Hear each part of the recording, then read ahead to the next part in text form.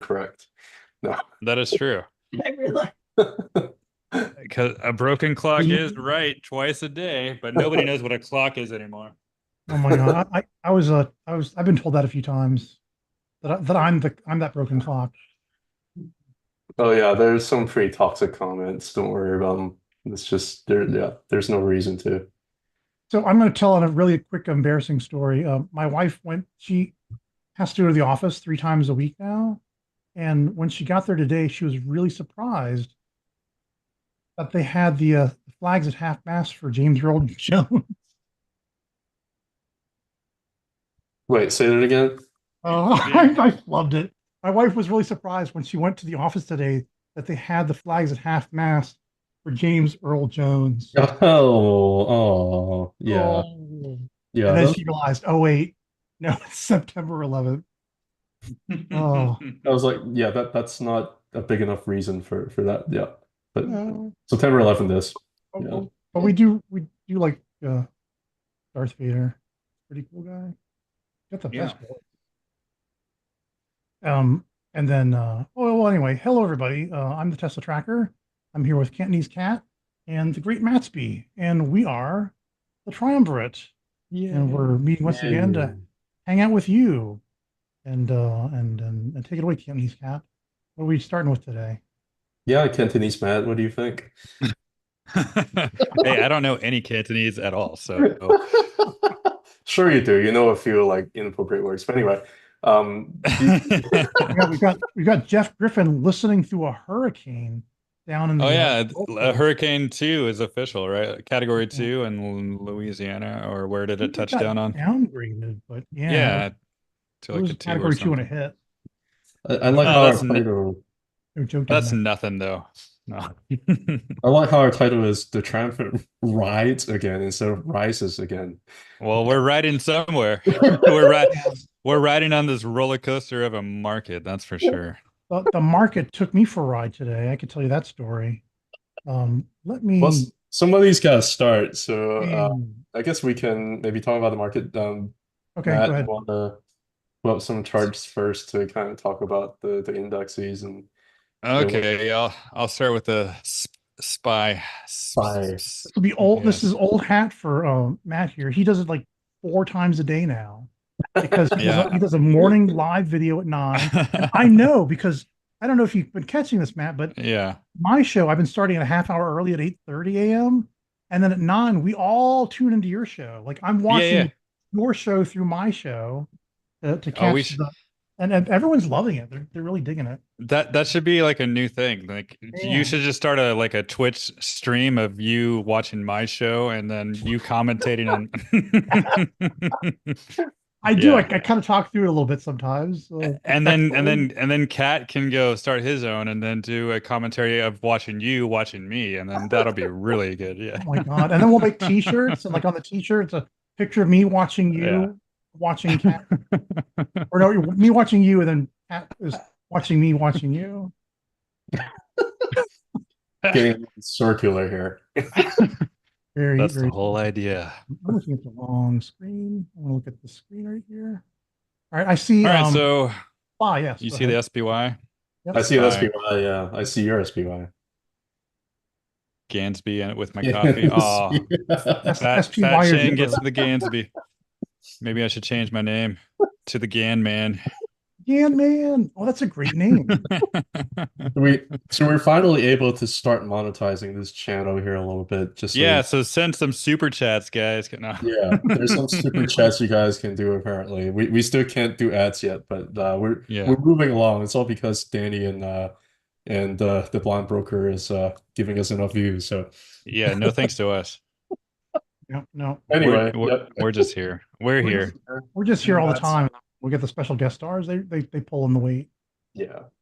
Maybe if I talked in like a high-pitched voice, it'd be better, huh? No. Ooh, stop it. Stop it, Mattsby. Stop. Okay. All right. All right. Market came So, in also hard. I was n- talking a high pitched voice earlier today. good times.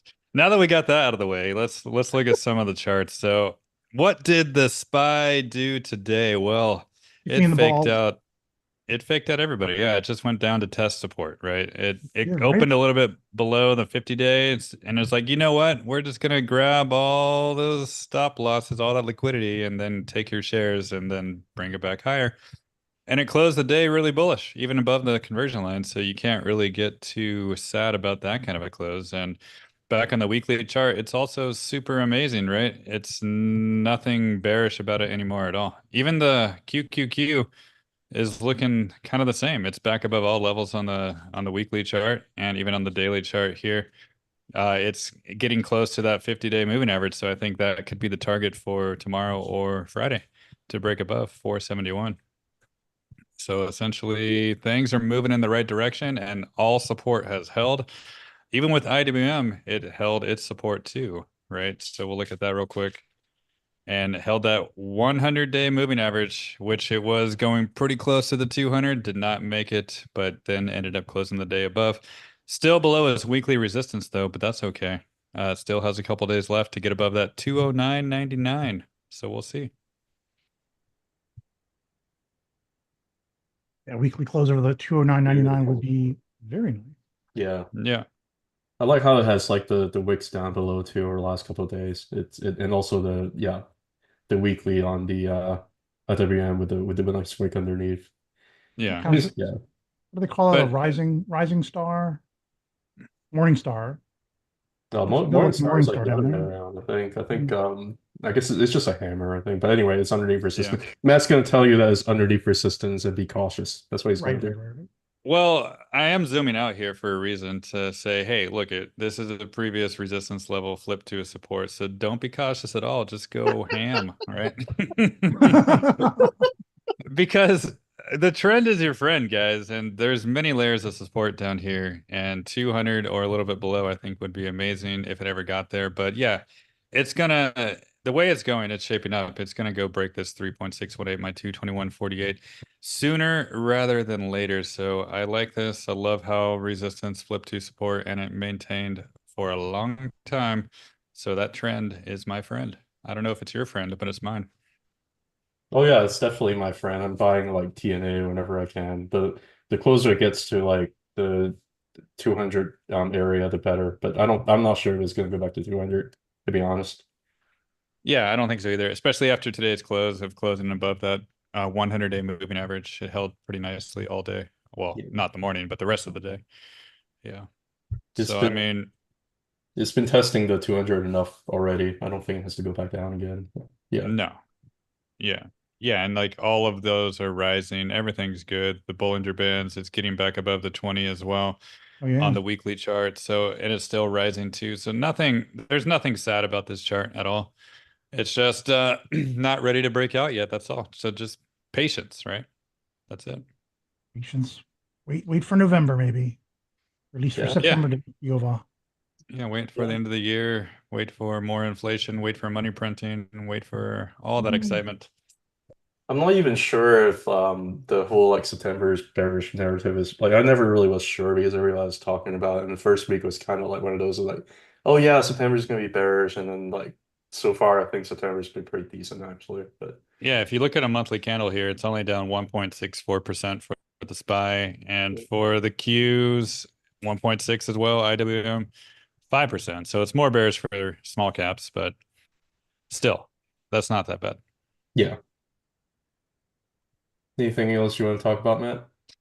No, if you guys want to jump in with I'll jump in. something exciting, Oh yeah, I got no. I mean, it's okay. I'll jump in. I'll talk a few things if you let me. If you jump on let top of me. No. you. Well, I mean, somebody's writing somebody apparently based on the title. So all right, I'll Yes, stop we right there. we ride again. Can you guys see my screen? Yeah. Yeah. Yeah. We know. So this is Oh, the daily chart for the SPY. You know, whenever it hits the low yes. Bollinger Band on the daily, it just seems like I think it might be a good area for it to bounce. So far it looks like it's a pretty good bounce. Right now we're getting a little bit of resistance on the 20-day, moving average on pretty much like, SPY, QQQ.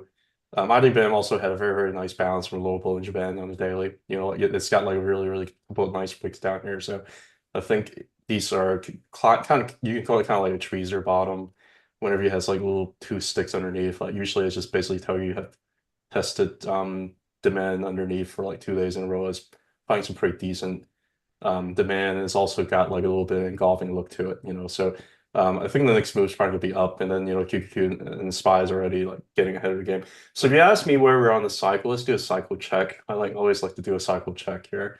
The way I do it, I usually just go to the monthly. I just put the Ichimoku, and I just look at the separation between the conversion and the baseline.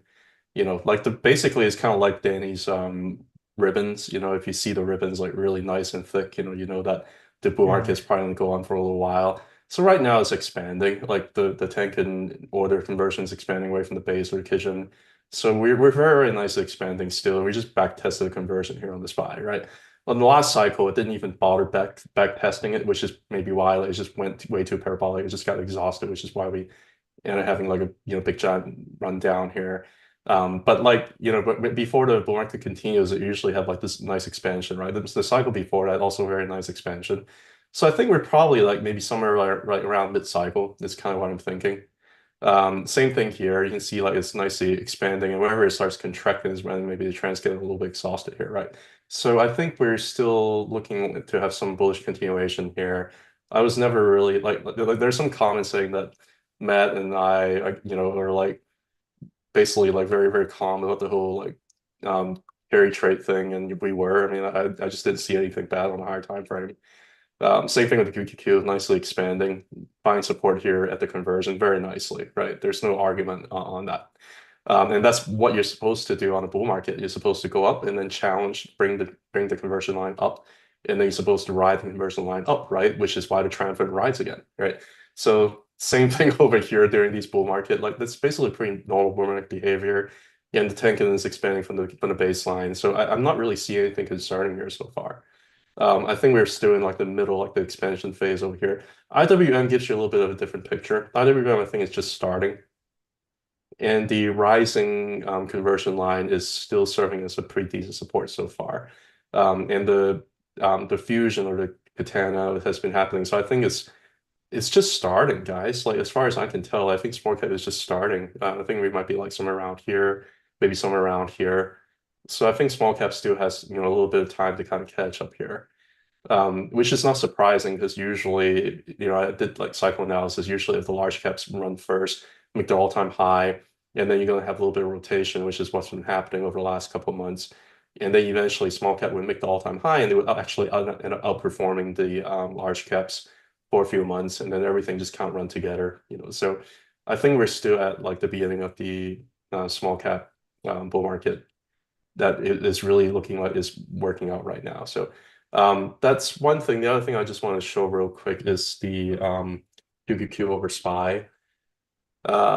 I'm gonna show the Bollinger Band because I think that's a This little is bit new. I don't think I've seen this one yet. Oh yeah, so you know how like everybody is looking at like how QQQ has been underperforming SPY, and that's like the big story, right? Because the semiconductor has been underperforming. Hmm. So I think if you look at the ratio, this is the monthly QQQ over SPY. I think it's just been consolidating sideways here after like QQQ was already significantly outperforming SPY in like 2023. It's just been going sideways, and now you're hitting a rising 20-month moving average. So everybody was kind of paying attention, like how come QQQ is doing so much worse compared to SPY over the last few months? Well, it's just been back testing the rising 20-month moving average, right? So that generally happens a little bit earlier in the bull cycle. Like you basically just kind of back testing it. So I think this whenever QQQ end up having some continuation of outperformance with SPY, which I think is probably going to end up happening based on the way that it looks and based on the Bollinger Band squeeze here on the monthly. I think QQQ is probably going to end up, outperforming SPY again. That's what it looks like to me, which basically tells me that there's a little bit more bullish momentum that's behind the scene right now that is building up, which is coincidental with all the other stuff with rates like really plummeting down, and you already thought that the rates were like topped over here, 10-year, 2-year, really topped in 2023 in October. 10-year, same thing, right? Topped over here around October 2023. US liquidity bottom in October 2023. There's just a lot of confluence. So the only thing that got me worried, guys, the only thing that really got me worried, I'm going to tell you what gets me worried. This is the VIX. And the VIX looks like the 20-month moving average is really starting to kind of curl over. So it does make me wonder whether or not there might be some, continued volatility. Um, I don't know. Like this is the only thing that gets me worried. Am I Well, that yeah, about it? there probably will be because it's election time. There's typically Yeah, volatility. So I they think probably that's why it's still 17 because there's a lot of uncertainty still. yeah.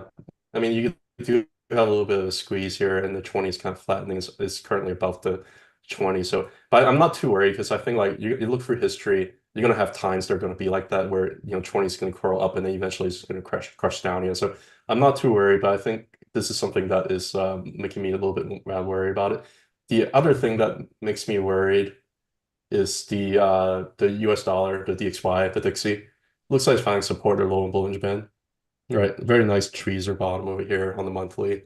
The other thing to look at is also finding support here at the Ichimoku cloud, right? So you would think that Bitcoin's going to do well, but like the US dollar is looking as like a support right now. So I don't know exactly what to make of it, but it's underneath the conversion, underneath the base, and you have like a bearish cross here. So I think it's probably going to plummeting, but you might end up having a little bit more consolidation maybe inside the cloud before breaking down. I don't know. Like those are kind of like the only warning signs that I'm seeing. So. Hmm. Anyway, I'm going to relinquish control here. All right. Let's see. Yeah. Stuff. Cool stuff. Let's see what I can share. I've So got, try yeah, go ahead. anything else to like add to the market, or do you want to do, yeah? Well, Because here's I know my you want to talk about Tesla. Sure, I'll talk about Tesla in a second. But since we're talking about the indices, I do have this SPX chart where I kind of looked at.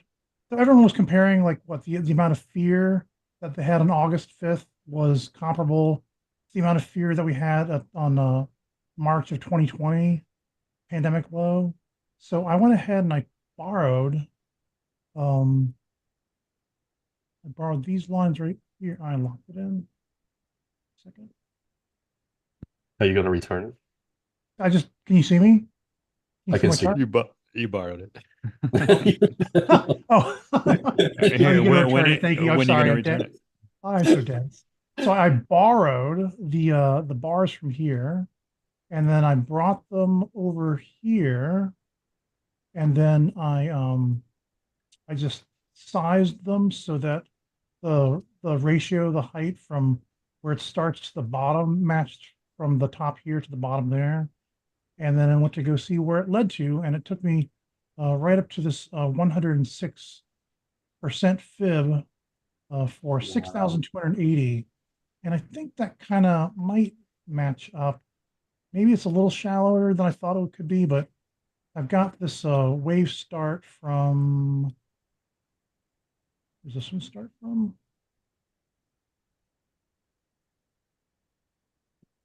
From 21, oh, this is the pandemic start, 2191. I can't see through this little screen. Yeah, that's the pandemic start to the high that we hit before it got bad in 2023. No, that's not 2023. Anyway, and so from the wave start here, bottom 1, 2, we got 382, 236, and then usually after 382, 236, I would like to go for 1236, and this kind of shorts it down to 106, but at least 100%. So I'm thinking for a wave 3 top, we'll see the SPX. It's somewhere between 6280 and the 123.6 extension of 6740. And then we'll get a wave 4 down. I don't know if it'll be, usually it would be like to the 618. Maybe we'll only get the 764, but so that's going to take a while. This was a relatively short wave 2, so this might be a longer wave 4. And then I showed you guys this last week, but I'm just kind of playing it again for the cheap seats and back. A wave 5 would take us up to from the 618 to the 1618. If it went to the 764, we could get 1764. So SPX going to either 7,700 or 8,000 before we get the next big hit, something that kind of resets the cycle and starts us anew again. Not necessarily a 100-year retracement, but just something like the pandemic August 5th. The housing bubble, et cetera, et cetera. There's always something that just resets the market enough that we can continue on and get these nice higher waves. So that's what I've got for the SPX. Here's my test. Oh, go ahead. There's always a chance for wave 3 to continue to extend longer too, right? I mean, yeah. I'm sorry, what was that? But there's always a chance for wave 3 to potentially expand a little bit longer too, right? Yes, that's right. Wave threes can often extend. And, and sometimes I see this happen. I've been seeing this happen a lot. The wave 3 gets a sharper wave 4, and suddenly you've got a new reset, and now all of this becomes a 1-2. And then now you have a new third wave. And that's just what it feels like. I don't feel like a 100-year, correction anywhere in this. This is all linear scale. And yeah, here's like the 1930. You can't even see the Great Depression in here. It's just like a bump. And as we continue on through time on a linear scale, this is just everything just is gonna get this will get smaller, just trails off into the distance. This gets smaller, trails off into the distance. And all that we see now is what we've been feeling for the last 20 years at the most. Yeah. Yeah, like just like humanity, just like with the news cycle, humans don't often have a very long-term memory for the market cycles either, which is how they just keep getting us over and over again. Yeah. Like gold, we have the memory of goldfish. I mean, this whole thing has been turning more of a scam anyway. Like, I guess ever since they threw us off the gold standard and they just started printing money and started getting a bunch of debt, and it's just the whole thing. Who knows? We'll just keep printing money until money doesn't matter, and then we find out some new way of measuring commerce. Maybe it'll all be like cycles of compute power or something in the future. I'm hoping it's high fives. Yeah, I was actually thinking about that, but I was thinking about like high Pauls. No, high pause. You have like the same brain, man. That's so scary. Yeah. Yeah. I mean, I'll pay high fives all day long. Yeah. Yeah. Yeah. Love high fives. Yeah. So the market gave me a high five in the close yesterday. It did this crazy V-shaped recovery, and I figured it would do a V-shaped recovery, and then it would just try to, like, right at the end of the day, try to see if it could make a higher high or not, and it didn't. Well, no, it closed just a little bit above, and then it trailed up a little bit in after hours, and then opened in pre-market, and then this is 4 a.m. Then it slammed right down to the pivot. I guess I should have taken that as a hint as to what was going to happen today, but I didn't. I thought as price was moving up into the open that maybe it would try to make a higher high again, or maybe just touch the pivot and then run up for the weekly. This is the weekly resistance 1, and it didn't. It wicked below, because then the SPX did all this business this morning. And I just kept clicking back and forth between the SPX chart and the and my Tesla chart, and I just kept looking. I've deleted most of them now, but like all the different the gaps. There are many. There's like a gap here, but this gap got filled today. Yeah. It opened and it opened. Today was going to be like a down day first and an up down to fill the gap. Is that what you're also thinking? What? No, I wish I hadn't deleted all these gaps. Somewhere, like, it made like another gap in here somewhere, and yeah, I just thought Tesla was going to touch the pivot and then try for higher. But silly me. Of course, it's not going to do the simplest thing. It's going to like fake this way and then run us all the way down the freaking weekly pivot point. Let me tell you, like, first it hung out here, halfway, perfectly halfway between the daily pivot and the daily support 1, right freaking here. And I was looking at the SPX, and it was already at the S1 by then. And then Tesla then started to make it closer to this S1 as the SPX was approaching this S2 right here. And then, so, and by this point, when it was hitting the bottom right here, I said, you know, screw this. What if it does go off for this? I should have just looked at, I could have, I suppose, looked at a, oh, whatchamacallit, a relative strength indicator and decided it was just way oversold. But I did, and I said, you know, screw this. I kept also looking at the EOSE on the 50-minute chart. I said, you know, well, we're about here then. And I said, I'm going to, or no, I'm sorry, wait, we were right about here. And I said, you know, I'm just going to switch horses. I don't know what Tesla's going to do, but I know what EOSE is going to do. So I freaking sold all my TSLL right here by the bottom, and then just immediately bought into EOSE. I figured, well, if anything's going to recover, EOSE will do better. And then right after I did that, the market perfectly got my number, and then it just started to go right back on up again here all day long. But that's fine. I got more than what I would have made in TSLL just in going all ham in EOSE here. So I was going to ask if Matt wanted to show us his EOSE chart again. I saw he has started a GAN chart on it, or at least he just has some GAN fans on it anyway. Well, But yeah, it hasn't really touched any angles yet. It's just basically in the beginning stages from the bottom, but I kind of scaled it similar to other charts that have limited time. So it seems about right. I started my EOSC chart down here at 61 cents. It hit that all-time low of just recently here, May 10th of this year. And it's just that's why running on up. And what did I do for a 45? I think this is my 45. Yeah. I think I kind of played with it to try to get this angle to touch here and this angle to do something with that. Oh, maybe just touch, this angle touches here and that angle touches there and falls off, and then it touches this one again. And where are we now? We're between this angle and this angle. No, that's not even an angle. That's just a trend.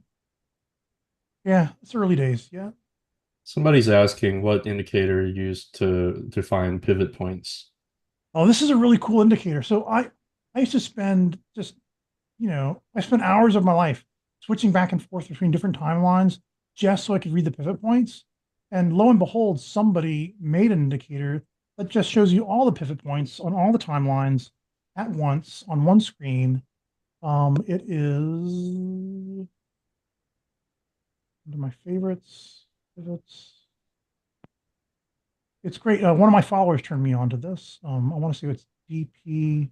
I think his handle is DP. Where is it? You have too many things favorited. You like too many I know, you're right. I need to take a few things off. Your favorite list needs a favorite list. I know. Is it this? It's this one right here. Ultimate pivot points. Okay.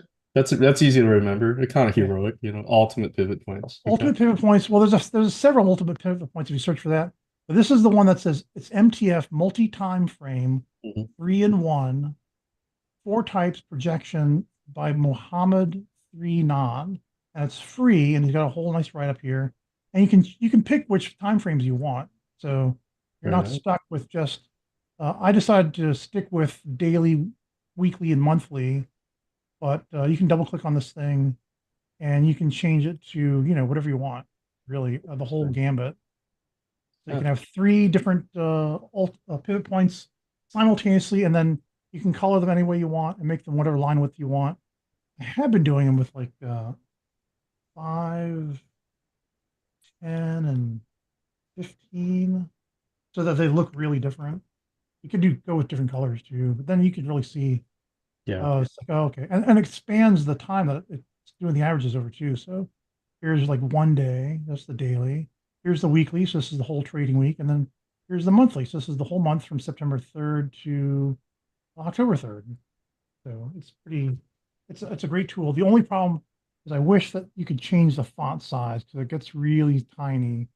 The font size is sort of stuck, pretty small. Yeah, well, It's, Mohammed's it's got really good eyes, so it's yeah. I have a high resolution screen. Maybe it looks like maybe does it scale with the time period if I go for 3 months? Yeah, you know what? I think the more points, Mhm. yeah, it gets bigger. But anyway, the daily ones are kind of hard to see. It gets bigger. That's what he said. Anyway, so yeah, I But got taken for a Okay, ride. cool. Yeah, thank you for showing us that. You're welcome. Yeah, Yeah, they tricked me out with Tesla today. there's a I finally there's hit a that fear point saying. where I thought, oh, you know what? It's so close to just filling this gap. Yeah, there's a Uh, there's a saying from the great Deng Xiaoping. Mattsby. Well, Deng and the Great Deng Mattsby. and the Deng Xiaoping. He's like Deng he's like Xiaoping. basically the guy who took over Mao. Yeah. He basically said that it doesn't matter if it's a black cat or a white cat as long as it catches mice. So if you, That's yeah, it doesn't true. matter if you like sold out of TSLA and you bought like USC as long as you make money. So Exactly. yeah, it doesn't really matter. And if you should go for the trade that makes you the most comfortable. So Exactly. It's like I just went. I already the. I probably would have just stuck it out in TSLO if that was the only thing I was doing. But like, oh, but I've got this other one over here that I almost like better anyway. So why not just use the excuse? They're both at their bottom, so I just switched it over, and it came The, out yeah, gr- actually came out really well. yeah, the it's grass fine. is I mean, always greener. yeah, Yeah. as long as you do something, just don't do that to a spouse, I guess. Like leave them when they're down, and then like pick somebody else who's down, and yeah. Anyway, You guys Matt, want to talk about? you wanna pull up your Tesla chart? Are you talking to me? Yeah, Yeah, I'm yeah. talking If you to want to you. talk I about your think Tesla yeah, try chart, to kind of show us Tesla. You want to pull up yours to kind of complete Yeah. uh, the Yeah. Tesla triad. The Not try. the yeah, not talking about like the underground society in Hong Kong, but just yeah. all right, we can see your screen. Yes. All right. So starting with the good old faithful here, the Fibonacci, and yeah, the 382. I'll be happy if that closes the week back above because as you can see, it's been just a bunch of wicks everywhere above that 382, but this has the good possibility of closing above. So I think that's what I really care about the most, more than the Ichimoku cloud, more than anything else, just because getting on top of here, we'll be back in this new trading range again. I think the 382 up to the point 0.5. And I think that is exciting. But going back to the cloud, since I did bring it up, it is poking its head above. And I'm sure Kat saw that today. He saw that little poke above the I Ichimoku and I, the I conversion did. line. I did, but Yeah. then the 2 week cloud is not, it's still under. So So it Um, disappointed you. yeah, it disappointed me. But yeah, Let's check actually out. no, it did not disappoint me. It's kind of just as oh yeah, it's expected. going to go all the way to that 258 to get to the top of the 2 week cloud, Yeah, Yeah, but unless there's it still waits eight a little days left. longer. that's There's true. still eight. That's It true. could be way up here by next week. You don't know that, Yeah. you know. So you need to fang xinba, Oh okay? yeah. All right, if you say so, Matt. Jake Yeah, Woogistic put out one of his volume shells and said, look out, we're coming up on a big, we could see the next gap up, a huge move across volume shelves up to that 250 level. And, Yeah, yeah. pretty good. yeah, So I mean, I'm expecting this to hold now, the 221, because today was just a perfect back test of everything on the Yeah. daily chart. Like just looking at that, it went through the bottom of the cloud, and that's why I made that post today. I said if it's under 220, because that right there, look at that, it's Yeah. 219 is the top of the cloud. If it's under 220, you want to buy that. And sure enough, it was just right in that zone and just took off. So that was a perfect zone. And I think this is confirmation that this 382 now wants to be support. So I think that's good enough for me on top of the Yeah. cloud, on top of the 382. And now it's just clear skies ahead on the daily chart, not really the weekly chart and not really the monthly chart yet either. But let me just add those SMAs there. 200 week is going to be still a challenge above 235. And not only that, the monthly 50 is still there at 233. So there's a couple levels of resistance above I'm not sure if it can break through this week, but we'll see. Anything is possible, but I'm just happy it's back above the 382 and the cloud, and it doesn't necessarily need to go much higher right now. So we'll see. Yeah, I share the sentiment. I think you look at the moving averages, it looks like it's going to be range bound here for the short term, maybe even for a few weeks. Hmm. But yeah, I can totally see what you're saying. Yeah. Yeah. So Do you want to, I'm yeah, go ahead. no, I'm bullish on it, and I'm no longer really cautious because it's kind of like the daily chart just proved it to me that it wants to hold above the cloud today, and even the 50-day moving average. So I'm not really Nice. cautious anymore. So that's I'm switching from cautious to optimistic and not excited yet. You want to give us the clickbait again target long term again, just to get people excited. Okay. Which one? Which one? The big one or the small one? The big one. The Big one. one that gets you all Big, the viral views. bigger is better, right? Yeah. Yeah, apparently. So yeah, and going back to this beautiful GAN, you can see how that August 5th hit that level perfectly. I didn't make this up, it happened in real time. And that's just more proof that these arcs do have value. And now once it gets above all that resistance and above, once it makes a higher high from these levels finally, then it'll probably smash through that 290 level, which will be the utmost importance to flip to a support. And then once it's support, then I'll be excited. So anything above 290 will get me excited. And then what do you see? I'm gonna just draw a big arrow here because that's what you do when you do TA. That's accurate TA. That means it's gonna come. And it just That went means right it's through the yeah. horizontal. Yeah, it just keeps going up here to 280,000 and then we're That's when No, but Tesla's making everything on this world and the other worlds that we now own. yeah. Yeah, or we just become Venezuela. But yeah, go ahead. But let me just put it on the let me just put it on the monthly chart and just if you ask yourself, if you saw a chart like this, would you think it's bearish? Nope. Like nobody in their right mind would. But when you slap the name Tesla on it, like, oh, it's going to zero. You know? Like it just has a bad stigma to it, I guess. But like, look at this base and look at this base. It's repeating history right in front of our eyes, and people want to be bearish about it. It's literally going to go into this $5,000, and it's going to happen within the next decade, and people will be sorry for not buying at 200.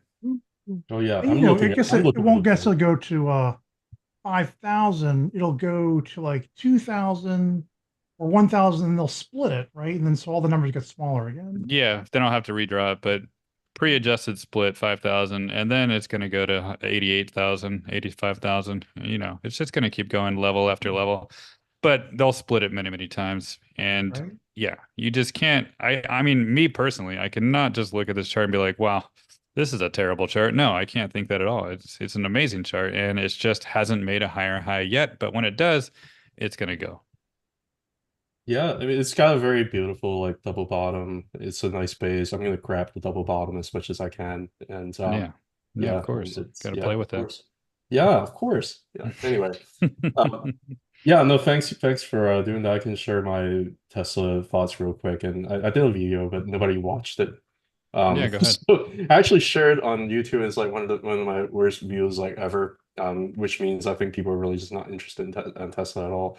Yeah, Um, so you got to wait till it breaks into new highs, and then you'll get 100,000 views, and then be like, "Oh, okay." but then it's not exciting to me anymore. Anyway, Yeah, do you see my chart? Not yet. Wait, it's coming up. Yes. Now I see it. All yeah, right.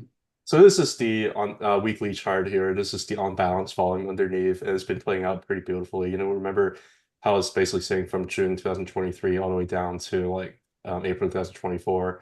Oh, You yeah. have a big giant, really big giant bullish divergence has been going on. You have basically the unbalanced volume going up and price just going down, right? You have something a little bit of a different phenomenon going on right now. Price has just been kind of going up, but the unbalanced volume is kind of just going down. So you actually have a little bit of a hidden bullish divergence building too. There's a lot of secret buying pressure behind the scene based on this, which has been going on for about a year and it's still going on right now. I guess is what I'm trying to say. The other thing I wanted to show is I think it's probably going to end up range bounding for a little bit longer. It is peeking its head above the weekly Shimobu cloud, but I still worry that this week may not close above that. It might come back down and test like 220, it might be a little bit more range bound, a little bit underneath the cloud before doing that. That's my suspicion, but I think it's developing a lot of, micro bullish thing that it's gonna eventually gonna work out. I do think that yeah, part of the reason is because of the 2 week Ichimoku. I just don't see it just breaking inside quite just yet. I can see it totally maybe hang between the top of the cloud here, maybe 220, maybe just kind of go around here maybe for a couple of weeks, hook his head in, got a little bit wicks here and there, and then eventually break in. But it might still take maybe like weeks for it to happen, is my best guess. Another thing too, if you look at the bull market support band, is it's very nicely turned from resistance to support. But the process of this here being resistance, it really lasted for about 2 months, right? Like it really had to wait for the band to really flip from negative to positive. Here I'm seeing that it's rising. It's back tested the bull support band twice.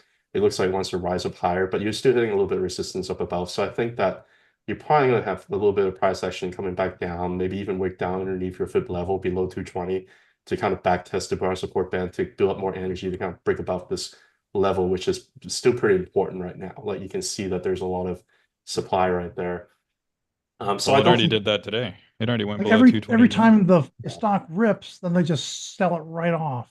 Yeah, they've been selling right off. I mean, I think that it's probably still going to be underneath here, maybe for another like couple weeks to a few weeks. I just don't necessarily see it just punching all the way up. If it does, great. If it does, I'm happy. Like I already got all the shares that I'm comfortable with. But if it doesn't, I'll be happy to just keep buying shares underneath this level over here. I think it might still be a little bit range bound here for another few weeks, is my guess. But Matt disagrees. I think Matt and even No, Tracker, you guys think it might go up higher in the short no, term. I don't really. I mean, I don't think it's going to explode, but I think today's wick on the daily chart of going just retesting support is kind of confirmation that it really wants to hold above 221 now, is what I'm feeling. So could be wrong. I feel like Tesla wants to. Let's see. We've got the look. I did a thing. I saw you did a chart, Cat, with a pitchfork. So I drew a pitchfork from the 130.80, the 271 to the 182, and it looks like, I mean, we kind of kept going through the bottom of it a bunch of times here, but it finally did kind of hold Yeah, this little pitchfork here, and now we're moving up. So you'd expect it to go towards the next time here. the daily does look really nice, I have to say. Like I could also be wrong too. Yeah, and looking at I a do chart, think that 221 is going to hold, but you might end up still wicking down a little bit. all right, being the Tesla tracker, I don't have just one Tesla chart. Somebody asked about, oh, what's that going I on? made this today. I like when we got like below 220 again, I'm like, oh, what is it? Is it going to do this? Or is it going to do this? I started to open up that can of worms in my brain again. That we might go, that it just might be pushing down again. Yeah. So I don't know if you guys recognize this. That's Meryl Streep from Sophie's Choice. She tried to decide which of these children I have to kill so the other one can live. That's Um, morbid, man. I know, I know. I'm still in this camp. I'm still in the bullish camp. If price dropped below 200, I think I'd snap right back to this idea. But right now, as long as we're above 200, I'm still very bullish. Yeah. Where is my chart with the? And I think Danny agrees too. Like 200 is really the key level to hold. If 200 is able to hold, then yeah, like there's Yeah, 200's got to hold no matter what. I was hoping we were done and that like 220 was behind us. And so today's wick just kind of broke my confidence that we came all the way down here to 216 below 220. But then of course then we closed the day back over again. So it was just a fake out. The whole thing was a big fake out. And we've just been getting like V after V after, like if you look at this chart like on a 15-minute chant, look, here's a V, a V. There's little V's here. It's all, yeah, so many V's. So I was telling my followers today, my new motto for September 2024 is sell every rip and buy every dip. Because it's just, I don't know how long they'll be able to keep this up, but probably they could keep it up all month long. Just rip and then dip and then rip and dip. Yeah, but they keep dipping to higher and higher support levels. So I Yes, and mean, I did. people got to catch on eventually. I've been telling them that all day though. Like no matter what, like we still have higher low, higher high, higher low, higher high, higher low, higher high.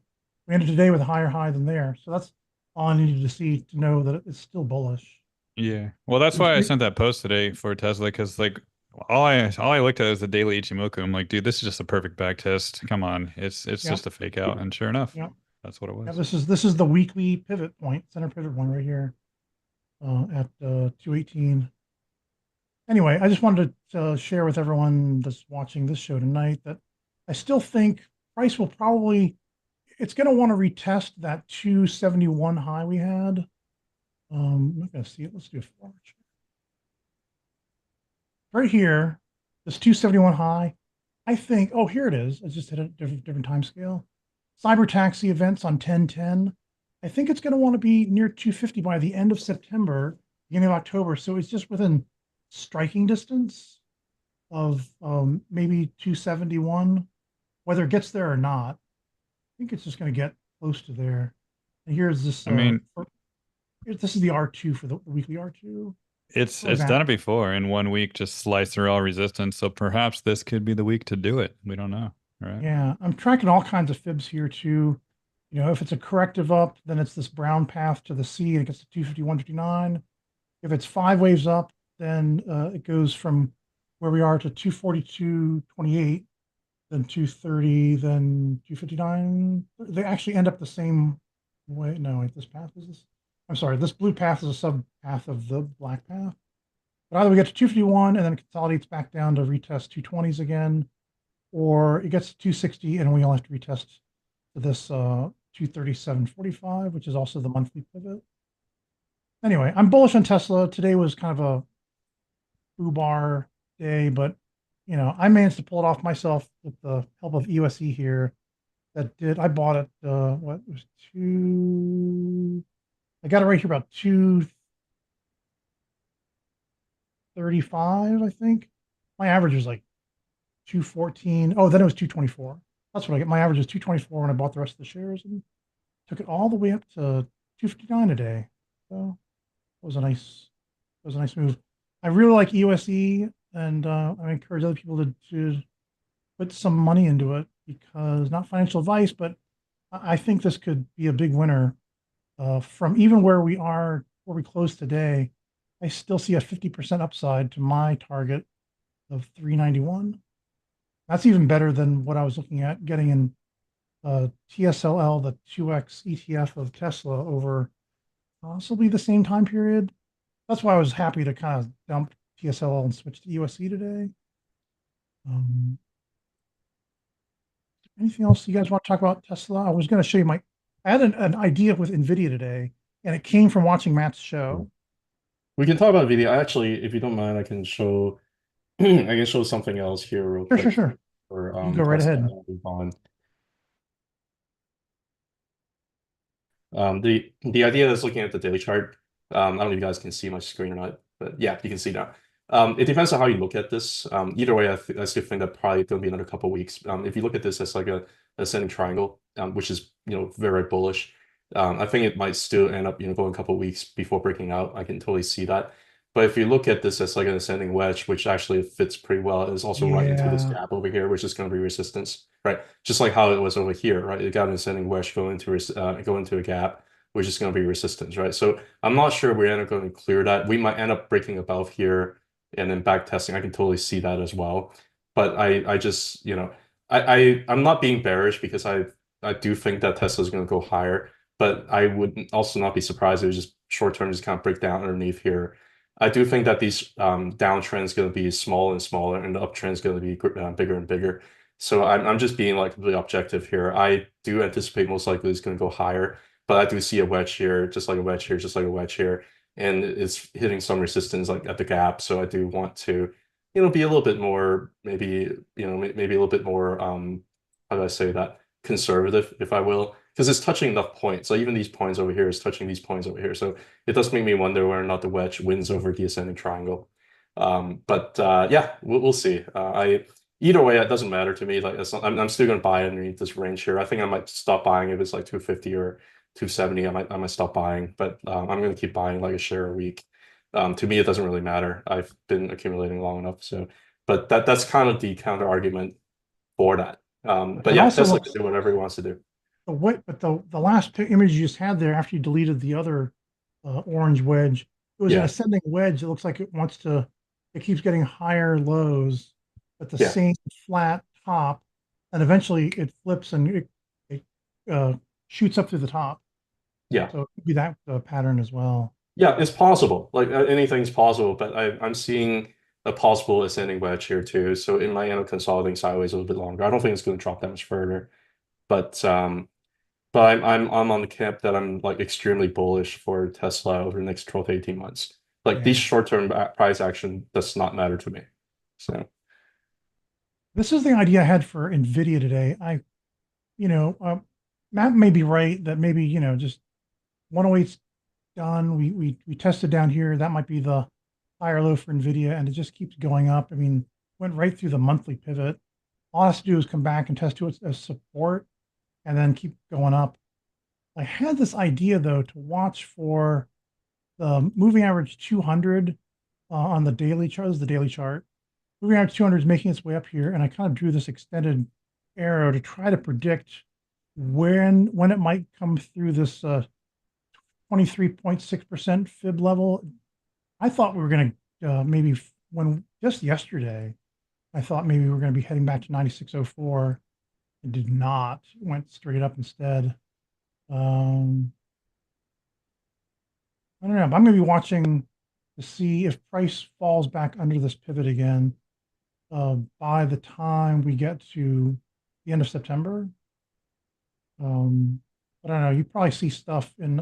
I know Matt also tracks the other semiconductor ETFs and stuff.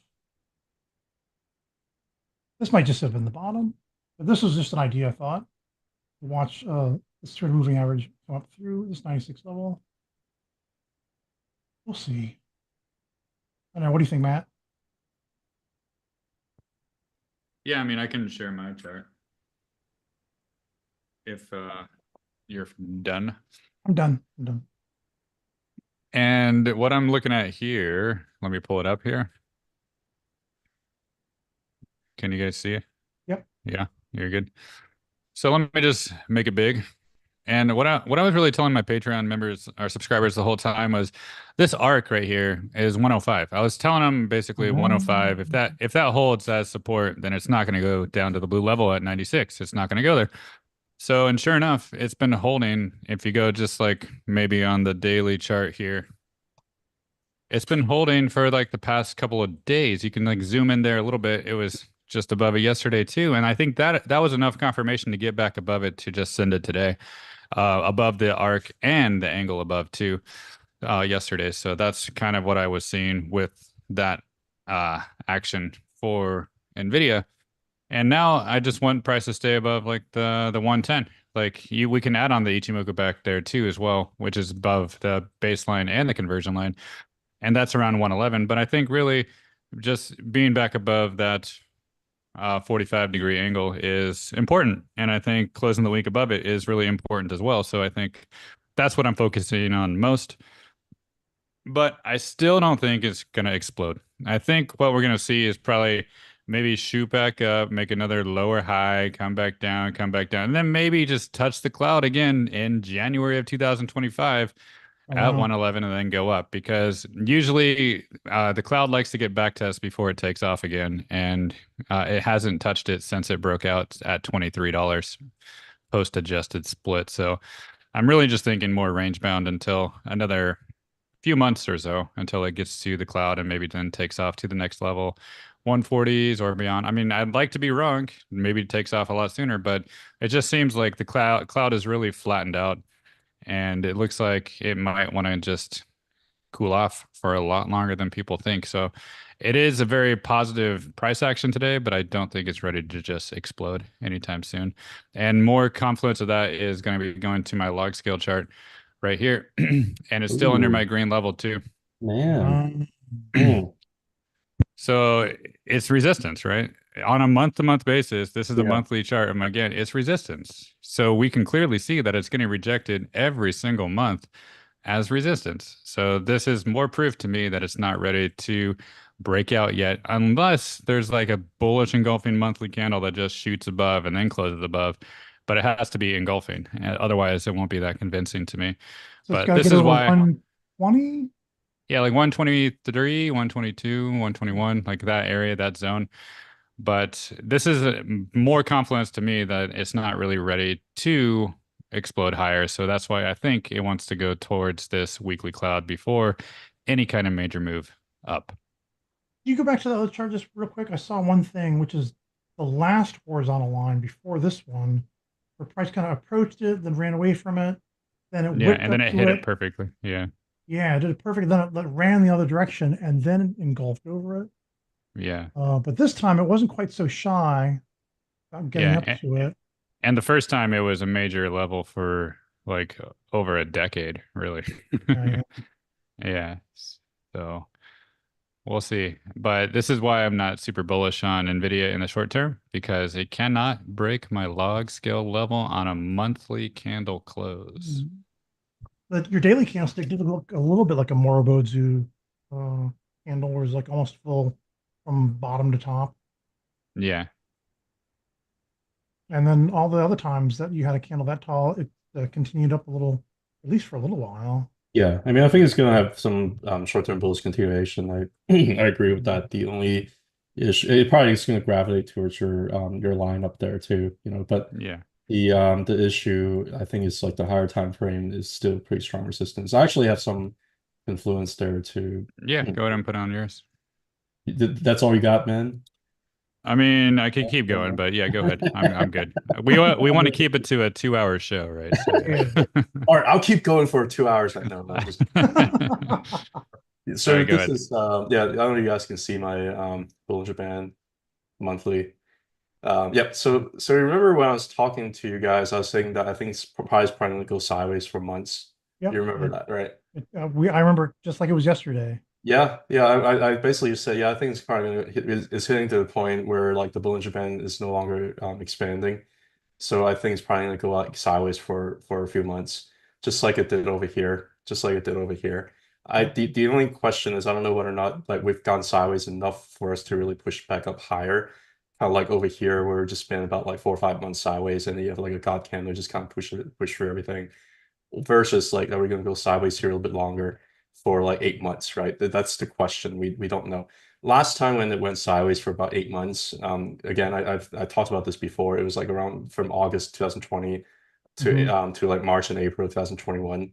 You remember what was happening at that point? Bitcoin was shooting up, IWM was shooting up, like all the degenerative stuff, like everything was crazy, was shooting up. But Nvidia did Yeah. absolutely nothing. It was the AI explosion. Yeah, like RK was like going absolutely insane during this period of time, right? NVIDIA, what did it do? Absolutely nothing. Like, so I wonder if we're entering this period, or are we entering this period and just have like everything rallying, we just get having like a god candle up here. I don't know the answer to that. I do like the fact that it does have a lot of these like wicks underneath below. I To do me, like the candle formation so far. if this was like a 1 minute candlestick chart, I'd say, oh, it's making a bullish wedge down. Yeah.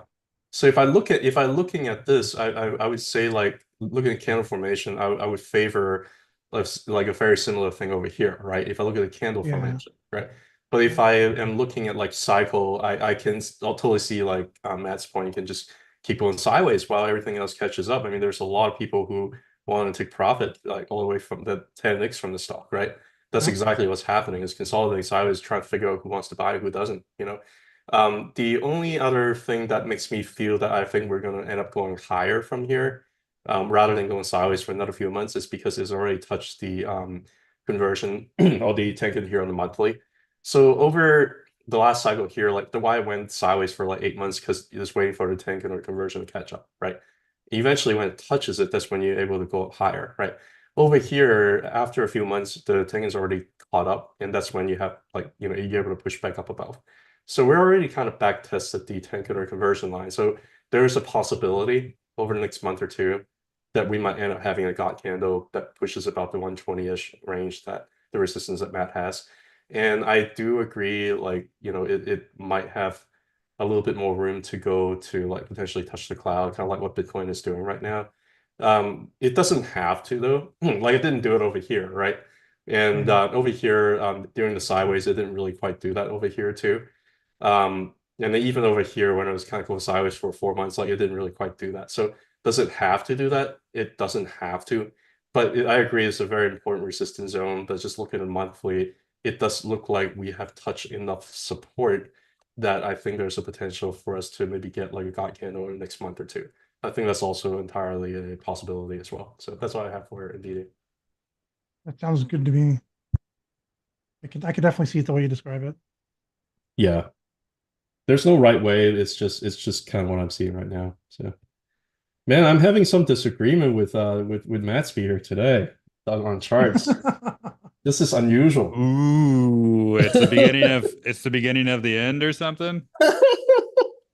Are we gonna do the show? I love the echo chamber. Just to point out again, the weekly R2 resistance on NVIDIA is 121.92. So that's gonna maybe clamp it from being able to get over 123 this week. Can't if it goes straight up tomorrow, it might not get any higher than 120, 122. Yeah. But if it did, that would be really nice. Yeah, I mean, it's pretty close to the 120s again too, so I can see the continuation tomorrow, but that's really going to probably be a big zone to try to break through, so I'll pay attention to that a lot. Yeah. Do you guys want to talk about Palantir real quick? I mean, it seems to be a hot stock right now. So Yeah, Also, I love this idea that both of you have been putting out there. I'll let you guys talk about it. The 36 level. Yeah. I actually have yet another idea, but that's a crazy idea. But anyway, like let's have Matt talk about his first so I can disagree with him. It's gonna go to the moon. Right, so let me zoom out here, make this more or easier to read, I guess. So this is my linear scale chart, and it's actually mapped it out pretty well. When you look at the blue level, it did hit that perfectly, then came back down to the 618, wick through it perfectly. Now it's at the arc, right? It won't break above, and that arc is there at 35. What did it go to? What, 35.20? And it just, if you zoom in a little bit, it wicked above and could not close above. I mean, there's still two trading days left of the week, but it still cannot get above. But what I'm really looking at is that 7.1 fib or 702, whatever you want to do, the halfway point. I just rounded up a little bit. But oh, sorry, the 1 day chart. It's been holding us support on a day-to-day basis, right? It went down there yesterday, it went down there today, and it's been holding. So will it go back to 30, that 618 level? I'm not sure. It's got to break through that red level first, that 7.1, that 702 level, right? The halfway fib between 618 and 786. It's got to break below that first, but I'm not sure if it will. So that's why I'm currently more inclined to think it's going to go to the 786 before any kind of rejection, is what I'm really thinking. And that's a major level, and that's at 36.64. So I see that happening before any chance of getting back down even close to the 618. And at this point, I'm not even sure if it'll get back down there because it held so perfectly before, along with that angle as well, with that confluence there. So people waiting to buy below 30, I don't know if you'll have the opportunity, and I don't know if the whales will let retail do it, right? And I know retail doesn't want to buy here, so that's another reason why they want to keep pushing it up and up and up, because retail won't buy, so they will just keep forcing it up. So I think still there's momentum to the upside. And when I go to my log scale chart here, there's more confluence of that as well. That is starting to break above that angle, which was also a pretty big resistance level in the past. And now there's a possibility of closing the week back above it too. So that's more confluence. Hey, guess what's above there? 36, right? Yeah, and a wick above would be that perfect 786 Fibonacci as well on the linear scale too. So many things are pointing 36, 37 before any kind of correction, in my opinion. So I think that's going to be next. And then it'll probably cool off for a little bit. Then the next level sit up here around the 40s. And then the next level would be the previous all-time highs after that, right? Yep. So I think there's good things to come, just a little bit of resistance above. But once it's on the top side of this arc is when it's going to be time to get to the 80s and hundreds in the years to come or year to come. It could be really fast, you know?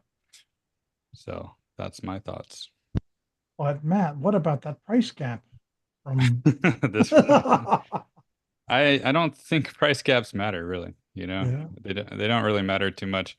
Like, yeah, this one really never had any price caps ever. It's not like Tesla, right? I mean, Just I've looking at heard, yeah, the weekly gap, I guess, is a little bit more likely to close, but even if it closes, it's still going to be about 30, and it is hitting some resistance. So I would not be like entirely surprised if it ends up closing the gap. But I just like, even on the daily gap, I've been hearing people talking about gap close for like 2 years now, and there are a lot of daily gaps down there, just like, not going to touch it. So, Yep. yeah, but it's just like it might be just the whale's plan, like retail's waiting to buy at this level and they're not going to let it go back to that level. And there was a chance to close that gap already and it did not work, right? So Did not do did it. not work.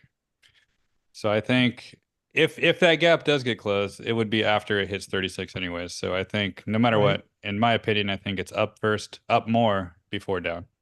Yep. That's just what I was thinking too. yeah, tracker actually, I'm going to pull up my chart here after Matt, but Please.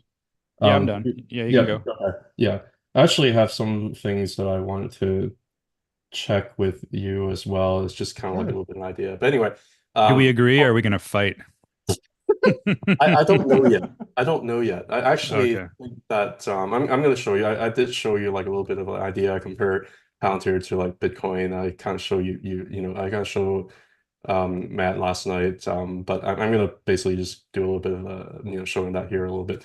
But you can see that this is the monthly chart. Is it worrisome? Yeah, it is. Because it's the month of September, and right now the price is like way above the upper Bollinger Band. Can price stay above the upper Bollinger Band for months and months and months and go up higher? Yes, it can, right? You've seen that with a lot of different assets before. It can keep on closing above the upper Bollinger Band on a crazy, valuation expansion, taking years of gains ahead of time and just end up going crazy within like a very short period of time, and then you end up correcting Right. sideways Because for a very, very long Palantir just got added to the SPY. And so now all time. of these funds have to buy more Palantir.